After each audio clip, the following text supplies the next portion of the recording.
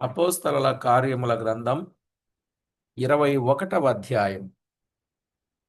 అపోస్తలుల కార్యముల గ్రంథం 21వ అధ్యాయం 7 నుండి 14 వచనాలు చదువుకుందాం. 7 నుండి 14 వచనాలు. మేము తూరు నుండి చేసిన ప్రయాణము ముగించి తొలెమాయికి వచ్చి సహోదరులను కుశలమడిగి వారి యొద్ద ఒక దినముంటిమి. మరునాడు మేము బయలుదేరి కైసరెకు వచ్చి 7గురిలో నొకడును సువార్తికుడునైన ఫిలిప్పు ఇంట ప్రవేశించి అతని యొద్ద ఉంటిమి. కన్యకులుగా ఉన్న 4 కుమార్తెలు అతనికి ఉంటిరి. వారు ప్రవచించువారు. మేమనేక దినములక్కడ ఉండగా అగబు అను ఒక ప్రవక్త యూదయ నుండి వచ్చెను. అతడు మా యొద్దకు వచ్చి పౌలు నడికట్టు తీసుకొని తన చేతులను కాళ్లను కట్టుకొని, యెరూషలేములోని యూదులు ఈ నడుకట్టు గల మనిషిని ఇలాగు బంధించి అన్యజనుల చేతికి అప్పగింతురని పరిశుద్ధాత్మ చెప్పుచున్నాడనెను. ఈ మాట వినినప్పుడు మేమును అక్కడి వారును యెరూషలేమునకు వెళ్ళవద్దని అతని బతిమాలుకొంటిమి గాని, పౌలు, ఇదెందుకు? మీరేడ్చి నా గుండె బద్దలు చేసెదరేలా? నేనైతే ప్రభువైన యేసు నామము నిమిత్తం యెరూషలేములో బంధింపబడుటకు మాత్రమే గాక చనిపోవుటకును సిద్ధముగా ఉన్నానని చెప్పెను. అతడు ఒప్పుకొననందున మేము ప్రభు చిత్తము జరుగునుగాక అని ఊరకుంటిమి. చదవబడిన ఈ లేఖన భాగాల కొరకై ప్రార్థన చేసి ప్రభువు వాక్యాన్ని ధ్యానం చేద్దాం. ప్రతి ఒక్కరూ ప్రార్థనలో ఏకీభవించం.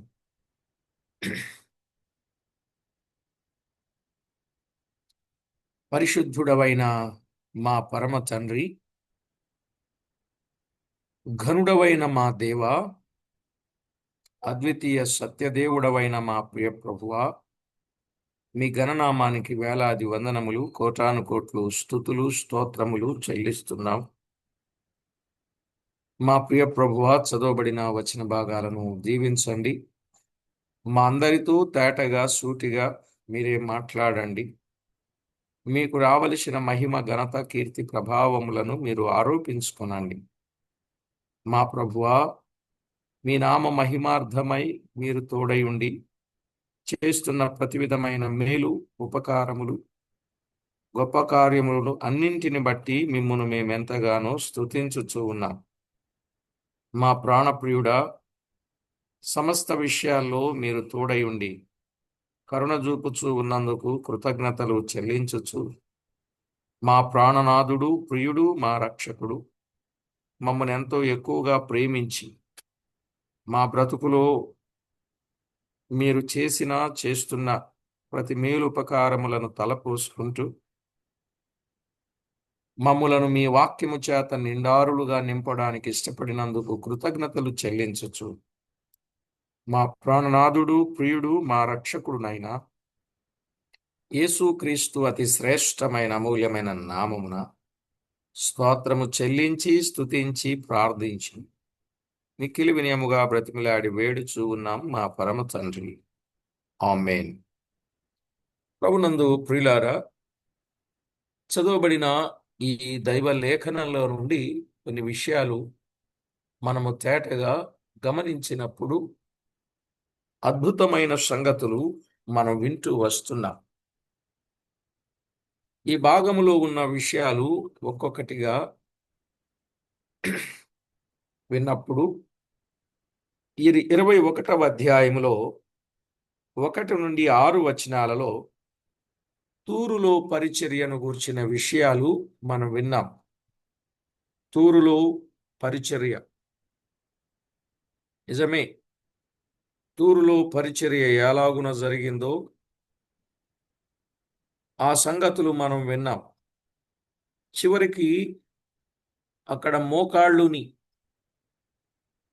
వారు ప్రార్థన చేసి సెలవు పుచ్చుకున్న పద్ధతి ఎంత మంచిదో విన్నాం. చాలా విషయాలు, ఒకటా రెండా, చాలా విషయాలు మనం దైవ లేఖనాలలో విన్నాం. ప్రార్థన భంగిమలు కూడా మనం విన్నాం. అవును కదండి. నిలబడి ప్రార్థించినట్లు, తల వంచి ప్రార్థించినట్లు, వంగి మోకాళ్ళ మట్టుకు వంగి ప్రార్థించినట్లు మాత్రమే కాదు, సాగిలపడి ప్రార్థించినట్లు, సాష్టాంగపడి ప్రార్థించినట్లు, పారజాచుకొని ప్రార్థన చేసినట్లు మాత్రమే కాదు, మోకాళ్ళుని ప్రార్థన చేసినట్లు. మోకాళ్ళ ప్రార్థన ఎంత గొప్పదో సొలొమోను మోకరించినట్లు, దానియేలు మోకరించినట్లు, పౌలు కూడా మోకరించినట్లు, ప్రజలు కూడా పరిశుద్ధులు మోకరించినట్లు 2-3 సందర్భాలు మనం విన్నాం. మంచిది. వారు మోకరించి ప్రార్థన చేసి బయలుదేరి కైసరకు వచ్చినట్లుగా మనము చూస్తున్నాం. 7వ వచనం, మేము తూరు నుండి చేసిన ప్రయాణము ముగించి తొలెమాయికి వచ్చి సహోదరులను కుశలమడిగి వారి వద్ద ఒక దినముంటిమి. మరునాడు మేము బయలుదేరి కైసరకు వచ్చి అన్నాడు. ఇక్కడ మీరు గమనిస్తే వారు మొదట మిలేతు నుండి బయలుదేరారు కదా. మిలేతు నుండి బయలుదేరి తూరుకు వచ్చారు. మిలేతుకు తూరుకు 250 మైళ్ళు అని మనం విన్నాం. ఇప్పుడు తూరు నుండి కైసరకు 55 మైళ్ళు. తూరు నుండి కైసరకు 55 మైళ్ళు. ఇప్పుడు కైసరులో జరిగిన పరిచర్యను గూర్చిన విషయాలు మనం వింటాం. మేము తూరు నుండి తొలెమాయికి వచ్చి సహోదరుల యొద్ద ఒక దినముంటిమి అన్నాడు. అక్కడ కూడా సంఘమున్నట్లు కనబడుతుంది కదా. అక్కడ కూడా సంఘమున్నట్లు కనబడుతుంది.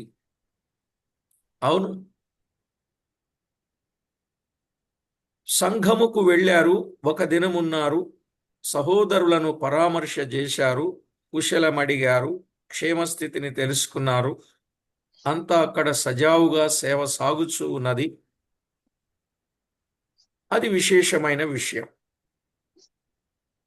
సేవ ప్రభువుకు మహిమకరంగా జరగాలి, ఆయన మాత్రమే ఘనపరచబడాలి, అది ఆయన ఉద్దేశం.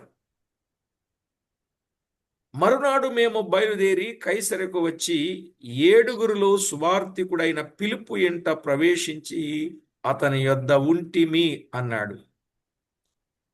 7గురులో లేక 7గురు పరిచారకులలో ఒకడైన ఫిలిప్పు అనగా ఈయన అపోస్తుడైన ఫిలిప్పు కాదు, ఈయన పరిచారకుడైన ఫిలిప్పు. పరిచారకుడైన ఫిలిప్పు. ఫిలిప్పీ పత్రిక అపోస్తలుల కార్యములు 6వ అధ్యాయం 3వ వచనం 5వ వచనం. ఈ ఫిలిప్పు సమరయ పట్టణంలో గొప్ప సువార్త సేవ చేసినవాడు కదా. ఈ ఫిలిప్పు ఎవరండి? సమరయలో గొప్ప సువార్త పని చేశాడు. ఒక ఆర్థిక శాఖ మంత్రిని రక్షణలోనికి నడిపించాడు. ఆ సంగతి అపోస్తల కార్యాలు 8వ అధ్యాయంలో చూస్తాం.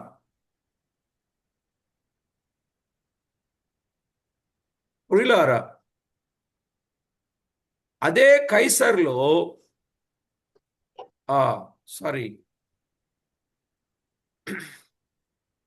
ఒకప్పుడు యెరూషలేములో ఉన్న ఫిలిప్పు సమరయ పట్టణానికి వచ్చి సేవ చేశాడు. అప్పుడు సంఘము చెదిరిపోయిన వారిలో ఒకడు అని మనము చెప్పొచ్చు. చెదరిపోయిన వారిలో ఒకడైన ఈయన సమరయ పట్టణానికి వచ్చి గొప్ప సేవ చేశాడు. అరణ్యానికి వెళ్ళి మంత్రికి రక్షణ సువార్తను చెప్పి బాప్తిస్మము కూడా ఇచ్చాడు. తరువాత కొంతకాలం ఆయన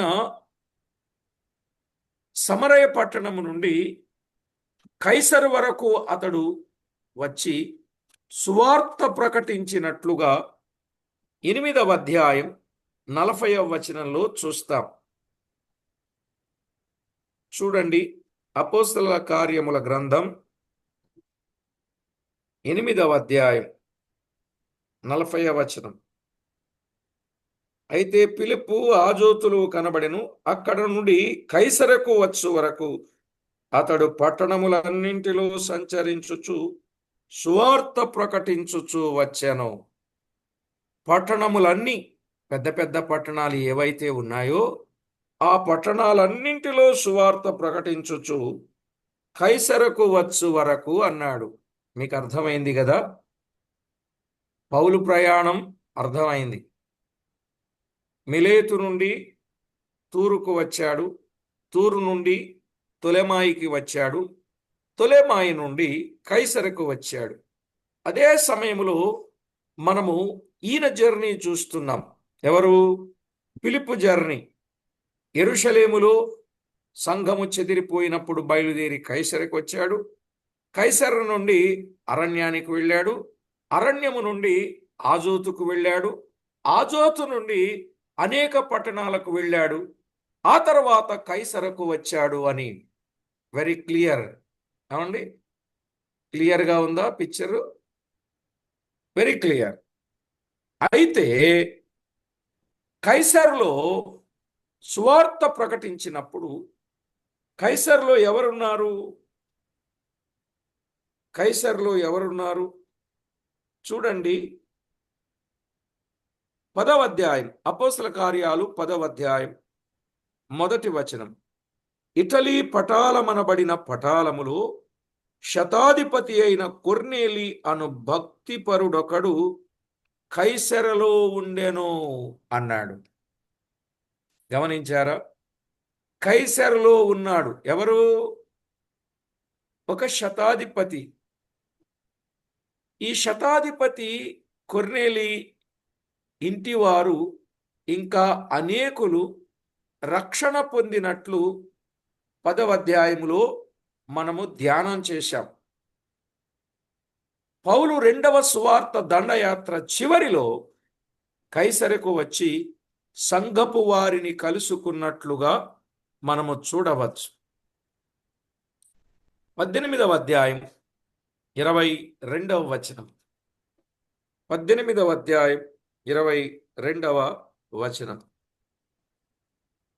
తరువాత కైసరయ రేవున దిగి యెరూషలేమునకు వెళ్ళి సంఘపు వారిని కుశలమడిగి అంత్యోకయకు వచ్చెను. పౌలు తన 2వ సువార్త దండయాత్రలో ఆయన ఎక్కడికి వెళ్ళాడు? కైసరకు వెళ్ళాడు. అది చివరి. అక్కడ నుండి యెరూషలేముకు, ఆ తర్వాత అంత్యోకయకు వెళ్ళినట్లుగా మనము చూస్తున్నాం. ఇక్కడ ఫిలిప్పు సువార్తికుడుగా మనము చూస్తున్నాం. ఒకప్పుడు పరిచారకుడుగా ఉండి ఇప్పుడు సువార్తికుడుగా అభివృద్ధి చెందాడు. నేను ఇలా చెప్పాలనుకుంటున్నా, చిన్నవాటి విషయములో నమ్మకంగా ఉండువాడు గొప్పదానికి నడిపించబడతాడు. చిన్న చిన్న వాటిలో నమ్మకంగా ఉంటే గొప్ప వాటికి నడిపించబడతాడు. అందులో ఓ ఎగ్జాంపుల్ యెహోషువను తీసుకుందాం. యెహోషువ గ్రంథం 1వ అధ్యాయం 1-2 వచనాలు. యెహోషువ గ్రంథం 1వ అధ్యాయం 1-2 వచనాలు. కాబట్టి నీవు లేచి, నీవును ఈ జనులందరూ యోర్దాను దాటి నేను ఇశ్రాయేలుకి ఇచ్చుచున్న దేశమునకు వెళ్ళుడి. నేను మోషేతో చెప్పినట్లు మీరు అడుగుపెట్టు ప్రతి స్థలం మీకిచ్చుచున్నాను అన్నాడు కదా. మీరు అడుగుపెట్టే ప్రతి స్థలం మీకు నేను ఇస్తా అన్నాడు. 3వ అధ్యాయం 7వ వచనం చదువుకుందాం. 3వ అధ్యాయం 7వ వచనం. అప్పుడు యెహోవా యెహోషువతో ఇట్లనెను, నేను మోషేకు తోడై ఉండినట్లు నీకును తోడయుందునని ఇశ్రాయేలులందరూ ఎరుగునట్లు నేడు వారి కన్నుల ఎదుట నిన్ను గొప్ప చేయ మొదలు పెట్టెదను అన్నాడు. చెప్పండి, నిన్ను గొప్ప చేయ మొదలు పెట్టెదను అన్నాడు. ఇప్పుడు 4వ అధ్యాయం 14వ వచనం చదువుదాం. 4:14. ఆ దినమున యెహోవా ఇశ్రాయేలీయులందరి ఎదుట యెహోషువను గొప్ప చేసెను గనుక వారు మోషేను గౌరవపరచినట్లు అతని బ్రతుకు దినములన్నిటను అతని గౌరవపరచిరి. దైవ గ్రంథంలో మనము చూస్తున్నాం, ఎలాగున గౌరవపరచారో చూస్తున్నాం కదా. ప్రియులారా, యెహోషువను ఎలా గౌరవపరిచారు? నేను ఎందుకు ఈ మాట చెప్పానంటే, మోషే విషయములో చాలా నమ్మకమైన పరిచారకుడుగా ఉన్నాడు. అవునండి, నూను కుమారుడని యెహోషువ మోషేకి ఎవరు? నమ్మకమైన పరిచారకుడు. అది మనం ఎరుగుదాం. దేవుడు చెప్పాడు, నువ్వు వెళ్ళే ప్రతి స్థలంలో, నువ్వు అడుగుపెట్టు ప్రతి స్థలాన్ని నేను నీకు ఇస్తా. మోషేను గౌరవపరచినట్లు నిన్ను గౌరవపరుస్తా. అలా కొంచెములో నమ్మకంగా ఉన్నాడు గనుక దేవుడు ఆయనను ఏ స్థాయికి తెచ్చాడు? మోషేను గౌరవపరచినట్లు అతని బ్రతుకు దినములన్నిటను అతని గౌరవపరచిరి. అతడు పరిచారకుడని చూడలేదు, మోషేకు సేవ చేశాడని చూడలేదు. చూడండి, కొంచెంలో నమ్మకంగా ఉంటే దేవుడు ఎంత గొప్ప స్థాయికి తెస్తాడో అనేది మనకి ఇక్కడ అర్థం అవుతుంది. అందుకే ప్రియులారా, నేను ఏ పరిస్థితులు ఎటొచ్చినా, ప్రేమించేవారున్నా ద్వేషించేవారున్నా, దూషించేవారున్నా దుఃఖపరిచేవారున్నా, కలవరపెట్టేవారున్నా కఠినాత్ములున్నా, ప్రేమ చూపేవారున్నా పగబెట్టుకున్నవారున్నా, నేను ఇవన్నింటినేవి లెక్క చేయి. ఎందుకంటే నేను అందరినీ సంతోష పెట్టలేను, అందరికీ అనుకూలంగా నేను ఉండలేను. నా దేవునికి అనుకూలంగా నేనుంటే నా శేష జీవితం చాలు. నా దేవునికి ఒక్కనికి నేను అనుకూలంగా ఉంటే చాలు. ఎందుకంటే నేటి దినాల్లో మనం చూస్తున్నాం, మన కుటుంబంలో 2 పిల్లలున్నా ఒకరికి ఇష్టంగా ఉంటాం, ఒకరికి కష్టంగా ఉంటాం. రోజులు అలా ఉన్నాయి, వారు పెరిగే వాతావరణం అలా ఉంది, వారు చేసే స్నేహాలు అలా ఉన్నాయి. అలాంటి పరిస్థితుల్లో మనం ఉన్నాం. రెండు కళ్ళే కావచ్చు, 2 పిల్లలు మన 2 కళ్ళే కావచ్చు. కానీ ఏదో ఒక విషయంలో, ఎక్కడో ఒక చోట మనము ఇద్దరిని ఒకేలా ప్రేమిస్తున్నా వారిద్దరి మధ్య ఏదో ఒక ఆలోచన వచ్చి వారిని ఎక్కువగా ప్రేమిస్తున్నారు, నన్ను తక్కువగా ప్రేమిస్తున్నారని ఆలోచన ఈనాటి తరంలో పిల్లలైన వారికి ఖచ్చితంగా వస్తుంది. లేదా అండి? ఖచ్చితంగా ఉంది. మీరు విఘ్నులు గనుక మీరు ఆలోచిస్తారని నేను ఇది మీకే చెబుతున్నా.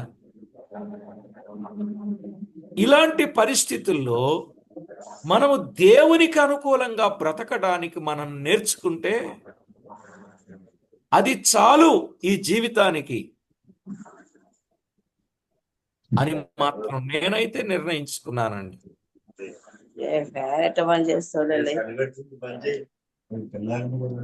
ప్రభునందు ప్రియులారా, బైబిల్ గ్రంథంలో వ్రాయబడిన కొన్ని విషయాలు మనం ఆలోచన చేసినప్పుడు మనకు అర్థమయ్యే సత్యం అదే. ఈ లోకాల్లో ఎంతకాలం బ్రతుకుతామో మనకు తెలియదు. బ్రతికినంత కాలం, అదే కొరింథీ పత్రికలో పౌలు చెప్పాడు, దేహమందున్నను ఈ దేహాన్ని విడిచినను మనము దేవునికి ఇష్టలంగా బ్రతకాలి. దేహమందున్నను దేహాన్ని విడిచిన దేవునికి ఇష్టలంగా బ్రతికితే చాలు. అది సరేనండి, మన పాఠానికి వద్దాం. ప్రియులారా, కొంచెములో నమ్మకంగా ఉంటే విస్తారమైన దానిలో దేవుడు నమ్మకంగా చేస్తాడు. మోషేకు పరిచారకుడుగానున్న యెహోషువను ఇప్పుడు దేవుడు హెచ్చించి ఇశ్రాయేలీలకు నాయకుడుగా చేశాడు. కనుక దేవుడు తగిన సమయమందు హెచ్చించున్నట్లు ఆయన బలిష్టమైన హస్తము క్రింద దీన మనస్కులై ఉండాలి. అది మనం చేయాల్సిన పని. పేతురు రాసిన మొదటి పత్రిక 5వ అధ్యాయం 6వ వచనంలో వ్రాయబడింది. కనుక ఎవరమైనా సరే అలాంటి గొప్ప స్థితి మనం కలిగిన వారంగా ఉండడం అది మంచిది. ఆయన బలిష్టమైన రెక్కల క్రింద దీన మనస్కులుగా జీవించాలి. సరే, ఇక్కడ ఫిలిప్పు తనకు కన్యకలుగానున్న 4 కుమార్తెలు, వారు ప్రవచించువారు. ఒక్కో కుటుంబంలో ఇలాంటి వారు 4 ఉంటే ఎంత బాగుంటుందో పరిచర్య అనిపిస్తుంది నాకు. కానీ ఇలాంటి వారు ఉండుట అరుదు. కుటుంబములో అందరూ సేవలో ఉండుట అరుదు. అవునా కాదు? అందరూ సేవలో ఉండుట అరుదు. కుటుంబం అంతా సేవలో ఉన్నవారు ఎవరున్నారండి బైబిల్ గ్రంథంలో?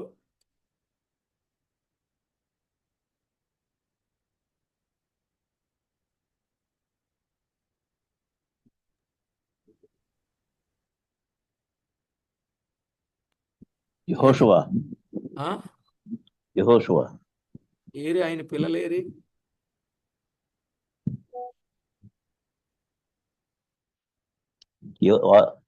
ఎవరు ఏమైనాను నేనును నా ఇంటి వారును యెహోవాను సేవించదము అన్నాడు కదా. సేవించే విషయంలో పర్వాలే, సేవ చేసే విషయం.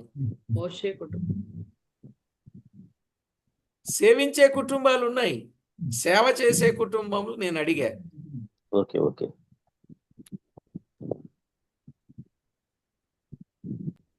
ఒక విధంగా సెరూయా చిన్న మాట 24వ అధ్యాయంలో చెప్పాడు యెహోషువ గ్రంథంలో, నేను నా ఇంటి వారు యెహోవాని సేవిస్తాం, మీరెవరిని సేవించదురో నది అద్దర మీరు తేల్చుకోండి.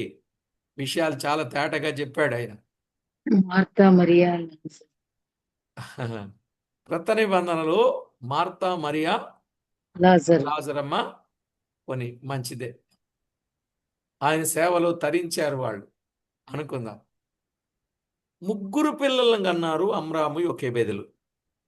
యోకేబెదు 3 పిల్లల్ని ఎవరెవరిని? అమ్రాము మిరియాము, అహరోను, అహరోను, మోషే. మిరియాము మోషే. ఈ 3 దేవుని సేవలో వారిని ఉపయోగించారు. నేను ఎందుకు ఈ మాట చెప్పానంటే, ఇక్కడ 4 పిల్లలు ఉన్నారు, ఇదిగో యోవా, వీరి కుటుంబం సేవలో ఉంది. అభిషై ఎంతో చక్కగా పరిచర్య చేస్తున్నారు. నా ఉద్దేశం ఏంటంటే, నా కుటుంబమైనా మీ కుటుంబమైనా అందరూ సేవ చేస్తే బాగుంటుంది. అది నా ఆలోచన. సేవిస్తాం, సేవించడం వరకే కాకుండా సేవ చేస్తే బాగుంటుంది. ఏమంటారు? సేవ చేస్తే బాగుంటుంది, బహుమానం ఎక్కువగా పరలోకంలో దొరుకుతుంది అనే దానికోసం నేను మీతో ప్రేమతో చెప్పాను. సరేలేండి, అది మీ ఒపీనియన్. ఫిలిప్పు అతని భార్య వారిని చక్కగా ప్రభువులో పెంచారు అని మనకు తెలియచున్నది. తల్లి ఎట్టిదో బిడ్డయు అట్టిదేనని యెహెజ్కేలు గ్రంథంలో మనం చూస్తాం. తల్లి ఎట్టిదో బిడ్డ కూడా అట్టిదే. తల్లిదండ్రులు మంచోళ్ళు అయితే పిల్లలు మంచోళ్ళు అవుతారు అంటారుగా ఒక సామెత. 16వ అధ్యాయం 44వ వచనం. 16:44. సామెతలు చెప్పు వారందరూ తల్లి ఎట్టిదో బిడ్డయు అట్టిదే అని నిన్ను గూర్చి అందురు. ఎదుగోండి, ఈ సామెతే బయటికి తీసుకొచ్చారు. తల్లి ఎట్టిదో బిడ్డ అట్టిదే. దీనిని బట్టి పాత నిబంధనలో అమ్రాము యోకేబెదులు వారు విశ్వాసము గలవారని హెబ్రీ పత్రిక 11వ అధ్యాయంలో వ్రాయబడింది. వారి విశ్వాసమును బట్టి పుట్టిన ఈ ముగ్గురు బిడ్డలు దేవుని సేవలో చక్కగా ఉపయోగించబడ్డారు. వారిలో కొన్ని బలహీనతలు ఉంటే ఉండొచ్చు. ఆ బలహీనతల వలన నష్టపోయిన సంగతి కూడా మనం ఎరుగుదు.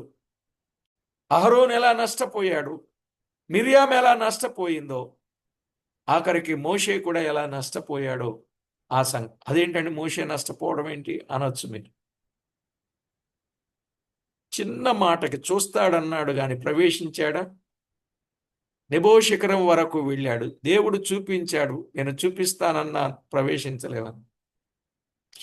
అంటే ద్రోహులారు అన్నందుకు, బండను తాకమంటే కొట్టినందుకు ఆయనకు ఆ పనిష్మెంట్.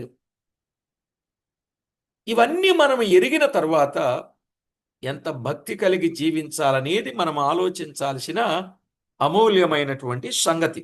సరే ప్రియులారా, ఎంతో చక్కగా పెంచినట్లుగా మనము చూడగలం.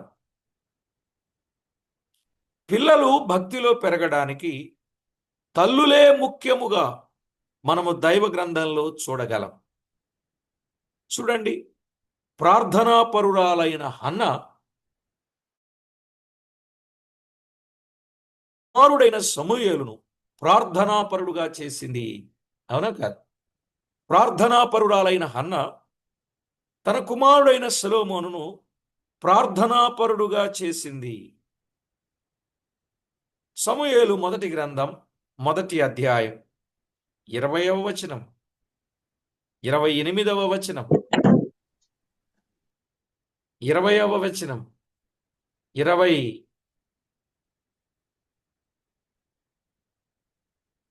వచనం, అలాగే 7వ అధ్యాయం 9, 10 వచనం, 7వ అధ్యాయం 9, 10 వచనాలు, 12వ అధ్యాయం 23వ వచనం,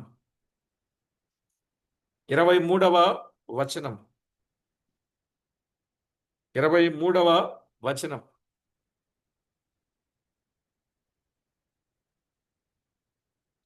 అలాగునని 99 కీర్తన 6వ చరణం, 99:6. ఆయన యాజకులలో మోషే అహరోనులుండిరి.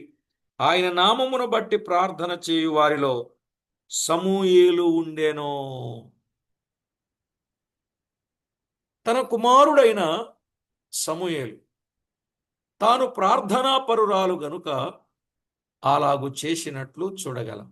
ఒక తల్లి తన కుమారుని హీరోగానైనా, నీరోగానైనా, జీరోగానైనా చేయగలదట.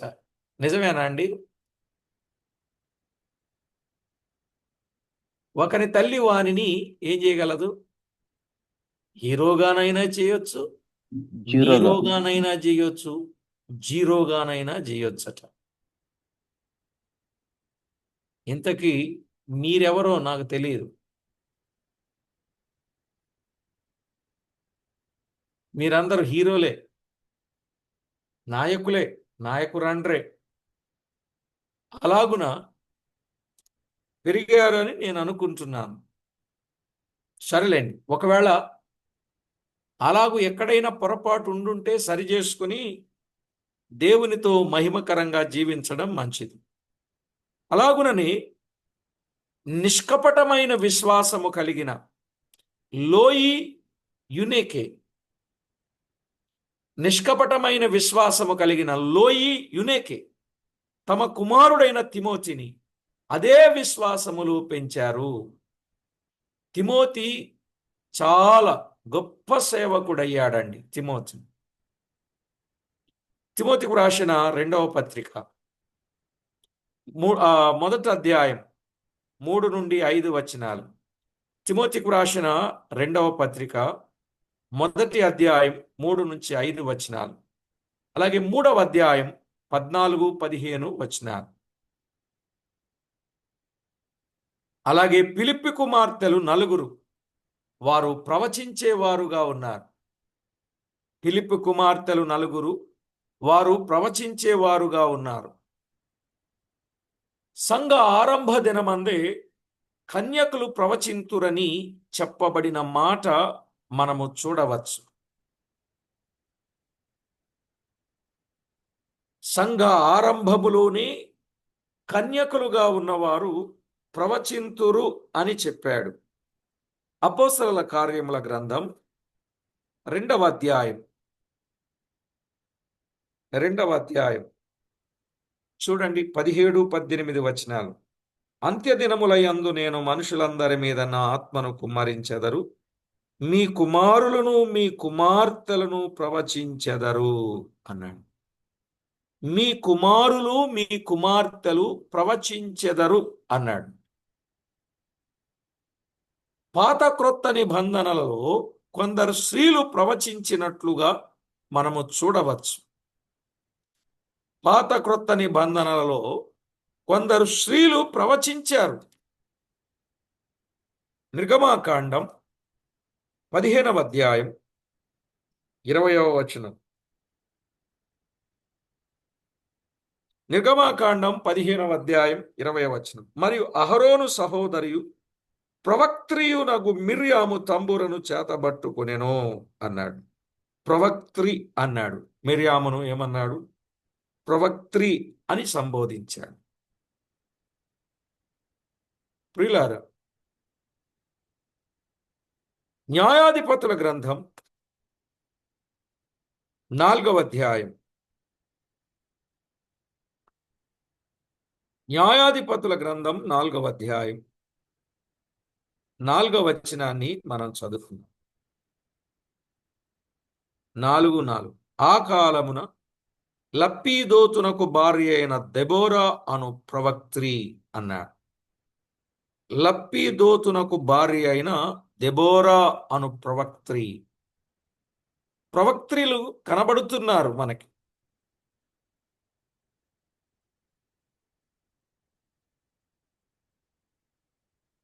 అలాగునని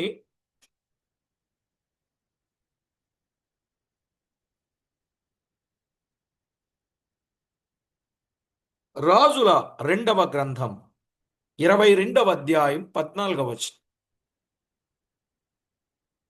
రాజుల 2వ గ్రంథం 22వ అధ్యాయం 14వ వచనం. కాబట్టి యాజకుడైన హిల్కియాయును, అహీకామును, అక్బోరును, షాఫానును, ఆసాయాయును ప్రవక్త్రియగు హుల్దా యొద్దకు వచ్చిరి. ప్రవక్త్రియగు హుల్దా యొద్దకు వచ్చిరి. ప్రవక్త్రియగు హుల్దా మనకి కనబడుతూ ఉంది.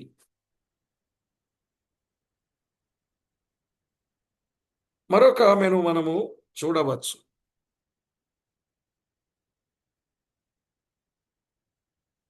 నెహెమ్యా గ్రంథం 6వ అధ్యాయం 14వ వచనం. నెహెమ్యా గ్రంథం 6వ అధ్యాయం 14వ వచనం.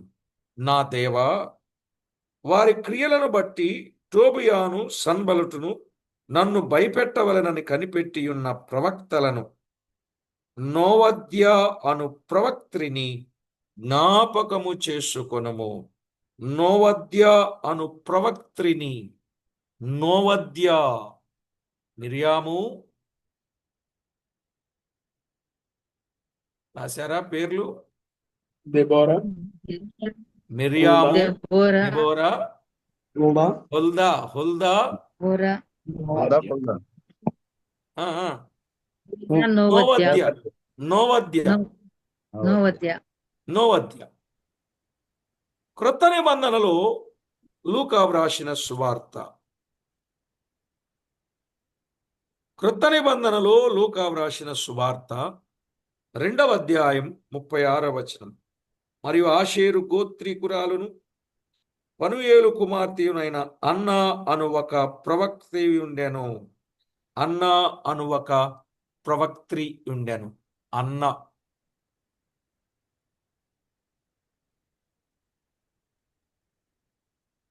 అయితే ఇక్కడ ఒక విషయాన్ని కొంచెం మీరు జాగ్రత్తగా వినండి. Listen carefully. ఏమంటే, సంఘములో స్త్రీలు మౌనముగా ఉండవలనని, వారు మాటలాడుట అవమానమని, ఉపదేశించుటకు వారికి సెలవు లేదని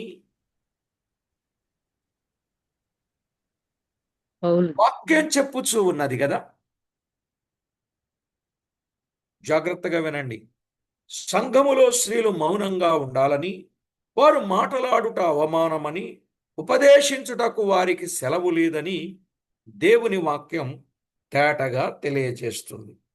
ఆ మాటలు కూడా మీకు ఒక్కసారి చూపిస్తాను లేఖనాల్లో. చూడండి, కొరింథీయులకు రాసిన మొదటి పత్రిక 14వ అధ్యాయం. కొరింథీయులకు రాసిన మొదటి పత్రిక 14వ అధ్యాయం 34, 35 వచనాలు. స్త్రీలు సంఘములలో మౌనముగా ఉండవలెను.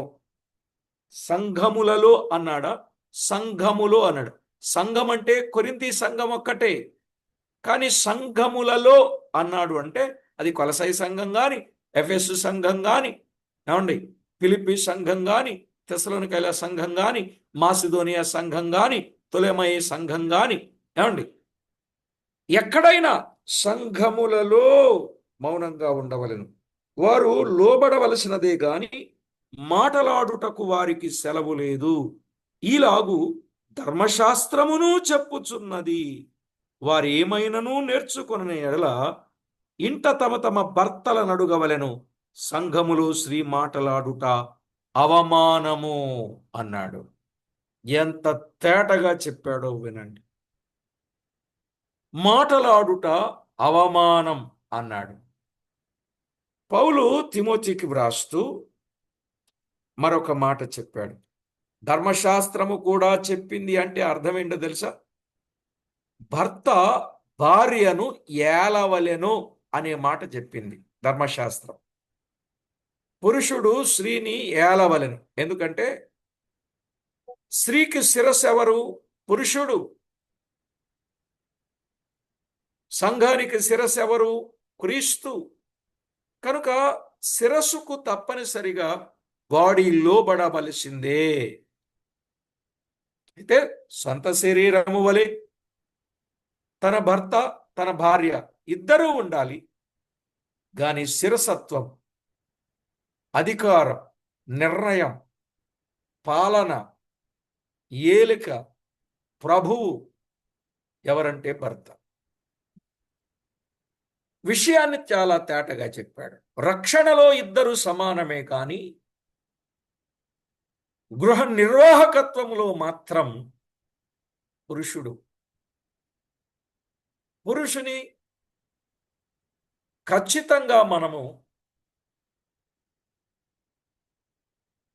అతనికిచ్చిన, దేవుడిచ్చిన ఆ ధర్మమును అతనిని నెరవేర్చనివ్వాలి. సరేలేండి. ఇంకొక వచనం, తిమోతికి రాసిన మొదటి పత్రిక 2వ అధ్యాయం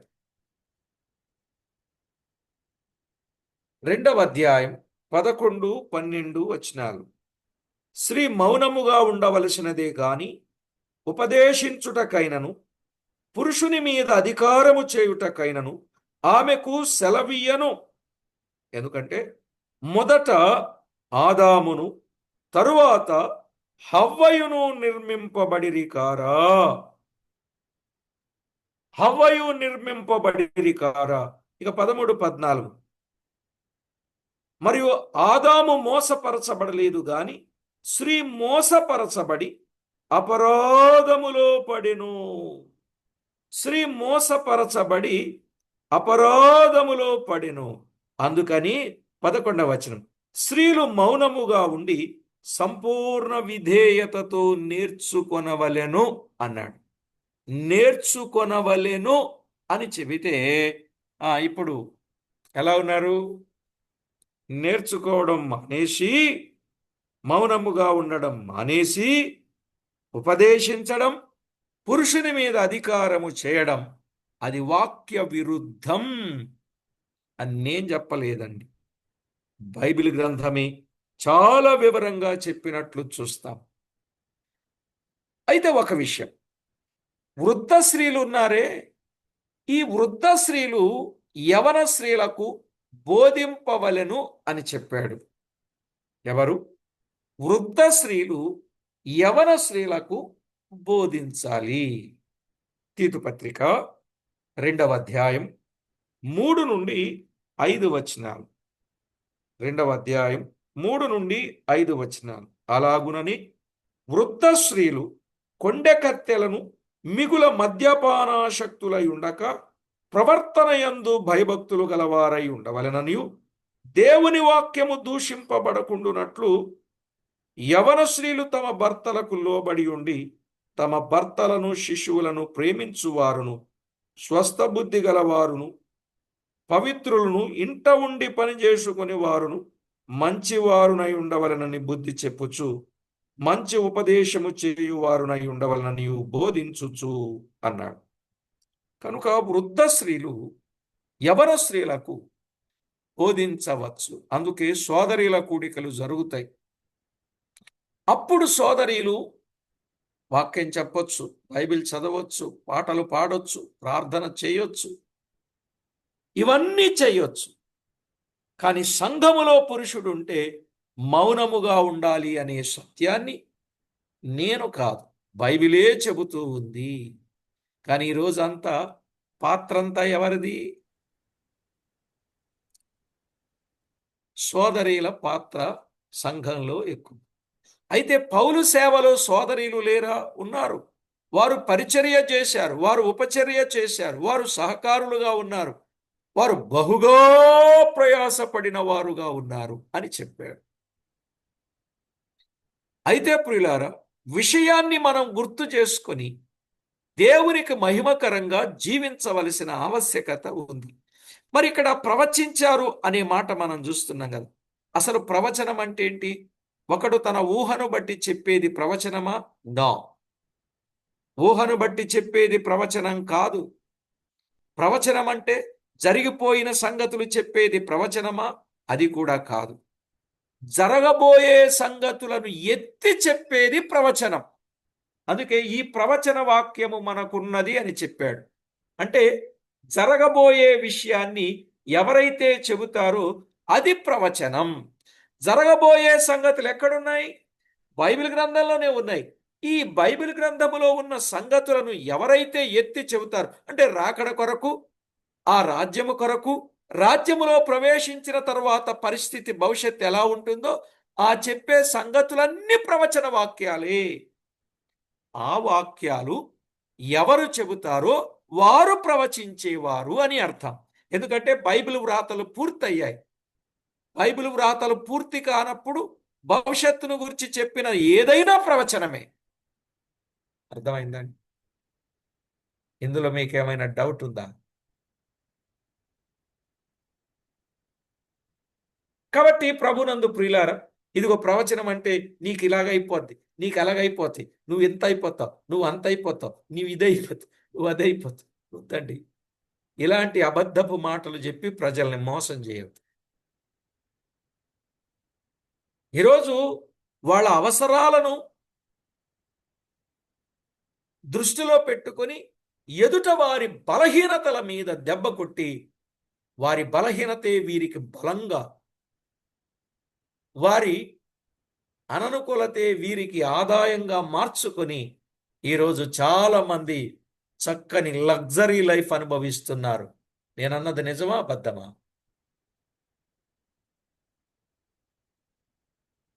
అవతల వారి బలహీనతే వీరికి బలం అన్నట్టుగా ఉన్నారండి.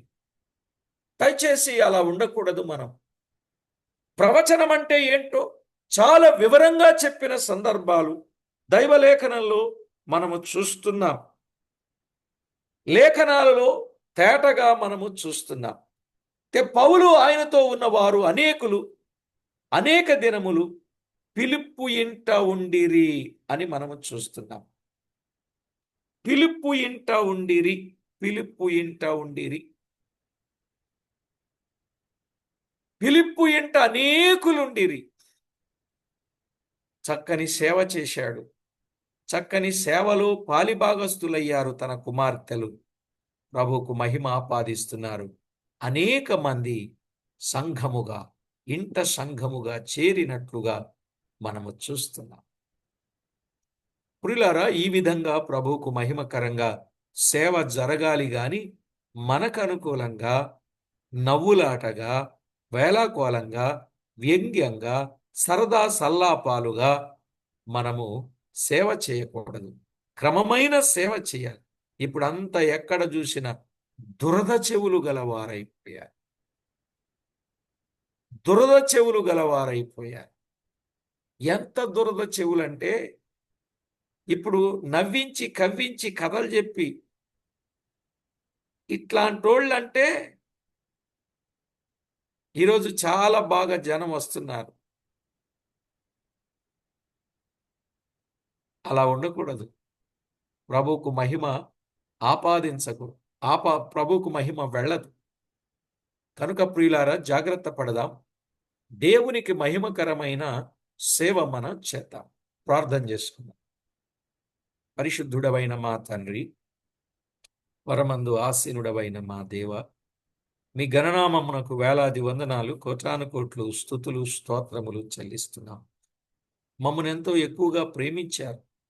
మీ కృపతో జ్ఞాపకం చేసుకున్నారు. ఏ యోగ్యత లేని మా పట్ల ఇంతటి విశేషమైన మీ కృపనిచ్చారు. మా ప్రభువా, మీరు చేసిన మేలు మేము మరువలేం. రక్షించి దైవరాజ్యమిచ్చి ఈ లోకంలో మిమ్మల్ని సేవిస్తూ మీకు సాక్షులుగా జీవించాలని తేటగా చెప్పారు. ఆ ప్రకారంగా మీ మీద ఆనుకుని ముందుకు వెళుతున్న వారి విషయంలోనూ మా విషయంలో విశ్వాసముంచి విధేయులుగా కొనసాగుచు విజయాల కొరకు ఎదురు చూస్తున్న వారి విషయంలో గొప్ప విజయము మీరు కలుగజేసి మీ నామమునకి మహిమ, ఘనత, కీర్తి ప్రభావములను మీరు ఆరోపించుకుంటారని కోరుచు మా ప్రాణనాథుడు, ప్రియుడు, మా రక్షకుడైన యేసుక్రీస్తు అమూల్యమైన నామమున స్తోత్రము చెల్లించి స్తుతించి ప్రార్థించి మిక్కిలి వినయముగా బ్రతిమిలాడి వేడుచూ ఉన్నాం మా పరమ తండ్రి. ఆమేన్. ప్రభునందు ప్రియులారా, విన్న విషయాలు హృదయంలో తలపోసుకుంటూ ప్రభువుకు మహిమ తేవలనని ప్రేమతో మనవి చేస్తూ ఉన్నాను.